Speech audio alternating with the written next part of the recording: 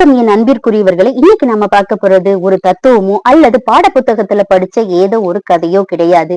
எல்லோருடைய வாழ்க்கையிலும் நடக்கிற ஒரு நிதர்சனமான உண்மை. இன்னைக்கு பாத்தீங்கன்னா நிறைய பேர் தன்னுடைய அதீதமான அற்புதமான அன்பை மத்தவங்களுக்கு கொடுத்துட்டு தன்னுடைய மரியாதையை இழந்து தவிக்கிறாங்க. இதுல இருந்து எப்படி மீள்றது அப்படிங்கிறத பத்தி ஆச்சாரிய சாணக்கியர் பல நூற்றாண்டுகளுக்கு முன்னரே தன்னுடைய உளவியல் தந்திரங்களை நமக்காக சொல்லிட்டு போயிருக்கிறாரு. நீங்க ஒரு விஷயம் கவனிச்சீங்களா? நீங்க யாருக்காக உங்களுடைய வாழ்க்கையையே தியாகம் செய்ய நினைக்கிறீங்களோ அவங்க உங்களை ஒரு சிறு துரும்பா கூட மதிக்கிறது கிடையாது அப்படின்னு உங்களுக்கு தெரியுமா? நீங்க பழகுன கொஞ்ச நாட்களிலேயே உங்களை பத்தின எல்லா டீட்டெயிலையும் ஒரு திறந்த புத்தகமா அவங்க கிட்ட ஒப்படைச்சிடுறீங்க. ஆனா அவங்க உங்களை உதாசீனப்படுத்துறாங்க, உங்களை சிரிக்கிறாங்க. நீங்க ஏதாச்சும் வாட்ஸ்அப்ல மெசேஜ் பண்ணா கூட அவங்க உங்களை பத்தி சுத்தமா நினைக்கிறதே கிடையாது, உங்களை அவாய்ட் பண்ணிட்டு போயிட்டே இருக்காங்க. ஆனா நீங்க என்ன பண்றீங்க? அவங்க கிட்ட கெஞ்சுறீங்க, அவங்க கிட்ட போய் அழுகுறீங்க, அவங்க என்னை விட்டு போகாத அப்படின்னு சொல்லிட்டு புலம்புறீங்க. ஃப்ரெண்ட்ஸ், ஒரே ஒரு விஷயத்த பத்தி மட்டும் நீங்க புரிஞ்சுக்கோங்க. யாருக்கிட்டையும் அன்புக்காக கெஞ்சாதீங்க. இது நீங்க உங்க வாழ்க்கையில செய்யற மிகப்பெரிய குற்றம். அன்புக்காக மத்தவங்க கிட்ட பிச்சை எடுக்கிறத நிறுத்திட்டு அவங்களை எப்படி உங்களோட கட்டுப்பாட்டுகளை கொண்டு வரலாம் அப்படிங்கறத பத்தி யோசிங்க. அதற்கான உளவியல் தந்திரங்களை தான் நாம இன்னைக்கு இந்த வீடியோல பார்க்க போறோம். நீங்க செய்ய வேண்டியது ஒரே ஒரு விஷயம் மட்டும்தான். இந்த வீடியோவை கடைசி வரைக்கும் ஸ்கிப் பண்ணாம பாருங்க. அதற்கான உளவியல் தந்திரங்கள் உங்களுக்கு என்னன்னு புரிய வரும். இந்த வீடியோக்கு இப்பதான் நீங்க ஃபர்ஸ்ட் டைம் வரீங்கன்னா மறக்காம நம்மளோட சேனலை சப்ஸ்கிரைப் பண்ணி ஆல் கொடுத்து டன் கொடுங்க. அப்பதான் நோட்டிபிகேஷன் கரெக்டா வரும். வாங்க இப்போ அது என்னென்ன உளவியல் தந்திரங்கள் அப்படின்னு சொல்லிட்டு நாம ஒன் பை ஒன்னா பார்க்கலாம்.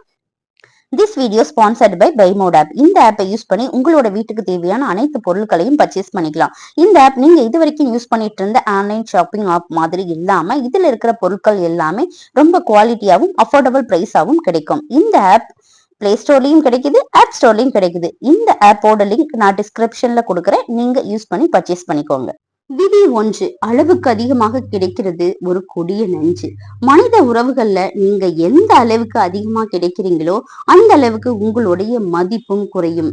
பலரும் அன்புல தோத்து போறதுக்கு 90% என்ன காரணம் தெரியுமா? அவங்க அழைச்ச குரலுக்கு நீங்க ஓடி போய் நிக்கிறது தான்.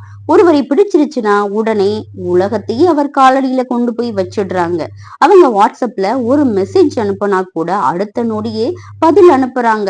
எவ்வளவு முக்கியமான வேலையா இருந்தாலும் அதையெல்லாம் தூக்கி போட்டுட்டு ஓடி போய் அவங்க முன்னாடி நிக்கிறாங்க.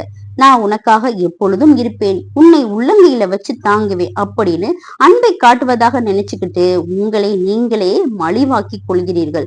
பொருளாதாரத்துல ஒரு விதி இருக்கு தெரியுமா? சந்தையில் எது அதிகமாக கிடைக்குதோ அதன் விலை குறைவு, எது மிகவும் தட்டுப்பாடா இருக்குதோ அதனுடைய விலை அதிகம். தண்ணீர் எல்லா இடங்களிலேயும் இலவசமாக கிடைக்குது, அதனாலதான் அதனுடைய மதிப்பு யாருக்கும் தெரிகிறது இல்லை. ஆனா வைரம் அப்படி கிடையாது, பல 100 அடி தோண்டினால் மட்டுமே அது கிடைக்கும். அதனாலதான் அதை இவ்வளவு பாதுகாப்பாக வச்சிருக்காங்க. நீங்க தண்ணீராக இருக்க போறீங்களா அல்லது வைரமாக இருக்க போறீங்களா? நீங்களே முடிவு பண்ணுங்க. இனி நீங்க என்ன செய்ய வேண்டும்? நீங்கள் எப்போதும் கிடைக்கக்கூடியவராக இருப்பதை கொஞ்சம் கொஞ்சமாக குறையுங்கள். தட்டுப்பாட்டை உருவாக்குங்கள். மெசேஜ் வந்தா உடனே பதில் சொல்லாதீங்க. கொஞ்ச நேரம் கழிச்சு நிதானமா பதில் சொல்லுங்க. எல்லா அழைப்புகளையும் ஏற்காதீங்க. மன்னிக்கவும், நான் ஒரு முக்கியமான வேலையில இருக்கேன், அப்புறமா கூப்பிடுறேன் அப்படின்னு சொல்ல பழகுங்கள். உங்களுக்கு என்று ஒரு உலகம் இருக்கிறது என்பதை அவங்களுக்கும் நீங்க புரிய வையுங்கள். அப்போதான் உங்க மேல அவங்களுக்கு ஈர்ப்பு வர தொடங்கும். விதி 2, உங்களை ஒரு திறந்த புத்தகமாக வைத்திருக்காதீர்கள். பலர் அன்பில் எந்தவித ஒளிவு மறைவுமே இருக்கக்கூடாது அப்படின்னு நினைச்சுக்கிட்டு பழகிய கொஞ்ச நாட்களிலேயே தன்னோட ஒட்டுமொத்த வாழ்க்கையுமே ஒரு திறந்த புத்தகம் மாதிரி அவங்க கிட்ட கொடுத்துடுறாங்க. தன்னோட குடும்ப பிரச்சனைகள், கடந்த கால ஏமாற்றங்கள், பலவீனங்கள் என எல்லாத்தையும் அவங்க கிட்ட கொட்டிடுறாங்க. இவ்வளவு நேர்மையா இருந்தா அன்பு அதிகரிக்கும்னு அவங்க தப்பு கணக்கு போடுறாங்க. ஆனா சில நாட்களிலேயே அவங்க உங்களை அவாய்ட் பண்ண தொடங்குவாங்க. மர்மம் இல்லாத மனிதனை இந்த உலகம் மிக எளிதில் அலட்சியம் செய்யும். ஒரு மர்மம் நிறைந்த ஒரு படம் பார்க்கிறதா நம்ம நினைச்சுக்கலாம். அந்த படத்துல அடுத்து என்ன நடக்கும் அப்படிங்கிற ஒரு எதிர்பார்ப்பு இருந்துகிட்டே இருக்கும். அடுத்து என்ன நடக்க போகுது அப்படின்னு தெரியாத வரைக்கும் தான் திருவிருப்பு இருக்கும். மனித மூளையும் அப்படித்தான் வேலை செய்யுது. உங்களை பற்றி அனைத்து விவரங்களும் அவங்களுக்கு தெரிஞ்சிருச்சுன்னா உங்ககிட்ட கண்டுபிடிக்க வேற எந்த ரகசியமும் இல்ல அப்படின்னு அவங்க முடிவு செஞ்சிடுவாங்க. அதனாலதான் சொல்றேன், இனிமே உங்களை ஒரு கணிக்க முடியாத மனிதராக மாத்திக்கோங்க. கேள்வி கேட்டா சுருக்கமா பதில் சொல்லுங்க. உங்களை பற்றிய விஷயங்களை ஒரு வெங்காயத்தை உரிப்பது போல மெதுவாக கொஞ்சம் கொஞ்சமாக தெரியப்படுத்த வேண்டும். உங்க மனசுக்குள்ள ஒரு பெரிய பெருங்கடலே இருக்க வேண்டும். ஆனா வெளியே பார்க்கிறவங்களுக்கு அது சலனமற்ற சிறிய குளம் போல தெரியணும். உங்களை ஒரு ரகசிய அறையாக மாற்றுங்கள். மரியாதை தானாக தேடி வரும். விதி 3. அன்பிற்காக ஒருபோதும் பிச்சை எடுக்காதீர்கள். ஒருவர் உங்களை வேண்டுமென்றே தவிர்க்கும் போது ஏற்படும் வலி உலகத்திலேயே மிக கொடிய வலி. நீங்க பேசும்போது அவங்க பதில் சொல்லல அப்படின்னா நீங்க பயந்து போய் ஏன் பேச மாட்டேங்கிற, நான் என்ன தப்பு செஞ்சேன் அப்படின்னு கெஞ்சறீங்க. அதனால கெஞ்ச கெஞ்ச உங்களுடைய மதிப்பு தான் குறையும்.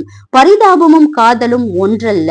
நீங்க அழும்போது அவர்களுக்கு உங்க மேல காதல் வராது, பரிதாபம் தான் வரும்.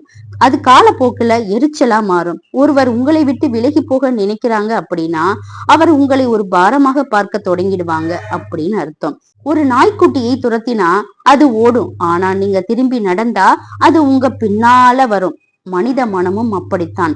எங்கு உங்களின் அன்பு உதாசீனப்படுத்தப்படுகிறதோ அங்கு ஒரு நொடி கூட நீங்க நிக்காதீங்க.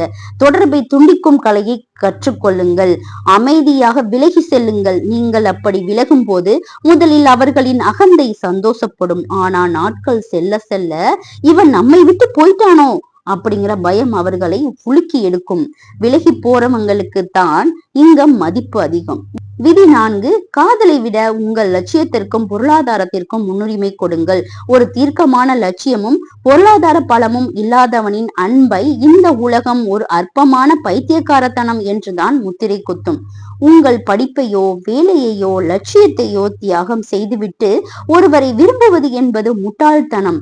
ஒருவன் லட்சியத்தை நோக்கி வெறித்தனமாக ஓடிக்கொண்டிருக்கும் போது அவன் ஒரு அரசனை போல தெரிவான். பொதுவாக பெண்களுக்கு பாதுகாப்பான எதிர்காலத்தை கொடுக்கக்கூடிய ஒரு தைரியமான லட்சியம் கொண்ட ஆண்களைத்தான் பிடிக்கும். உங்கள் முன்னேற்றத்திற்கான வழிகளை உருவாக்கும் போது உங்களுக்குள் ஒரு கம்பீரம் உருவாகும். அந்த கம்பீரம்தான் உங்கள் மீதான அன்பை 100 மடங்கு அதிகரிக்கும். உங்கள் சாம்ராஜ்யத்தை முதலில் உருவாக்குங்கள். பணமும் வெற்றியும் இருந்தால் அன்பும் மரியாதையும் தானாக உங்களை தேடி வரும். விதி 5. வார்த்தைகளை நம்பாதீர்கள், செயல்களை கவனியுங்கள். இதுதான் நீங்க கவனிக்க வேண்டிய மிக முக்கியமான விஷயம். நாம பல நேரங்கள்ல மற்றவர்கள் பேசும் இனிமையான வார்த்தைகளை கேட்டு ஏமாந்து போறோம்.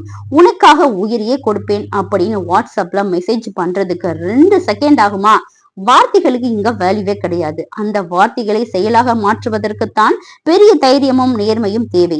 நீங்க கவனிக்க வேண்டிய முக்கியமான விஷயம் என்னன்னா, ஒருவர் மகிழ்ச்சியா இருக்கும் போது என்ன சொல்கிறார் என்பதை விட நீங்க பிரச்சனையில இருக்கும் போது எப்படி நடந்து கொள்கிறார் என்பதை கவனியுங்கள்.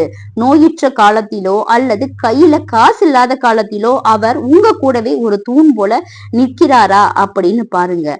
கோபப்படும் போது அவர் எப்படி நடந்து கொள்கிறார் என்பது மிக முக்கியம். வார்த்தைகள் பொய் சொல்லும், ஆனால் செயல்கள் ஒருபோதும் பொய் சொல்லாது.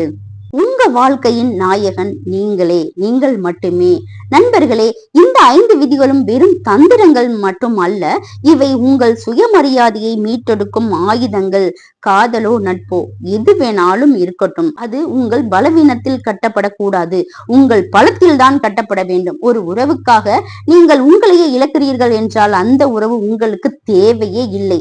நண்பர்களே, ஒரு விஷயத்தை நீங்க தெரிஞ்சுக்கோங்க, தன்னை மதிக்காதவனை இந்த உலகம் ஒருபோதும் மதிக்காது. நினைவில் கொள்ளுங்கள், நீங்கள் ஒருவரின் விருப்பமாக இருக்காதீர்கள், அவர்களின் தேவையாக இருங்கள், அவர்களின் தேடலாக இருங்கள். அன்பு என்பது பகிரப்பட வேண்டியது, கெஞ்சி பெற வேண்டிய பிச்சை அல்ல. இன்று உங்களை உதாசீனப்படுத்தியவர்கள் நாளை உங்கள் வெற்றியை பார்த்து வியந்து நிற்க வேண்டும்.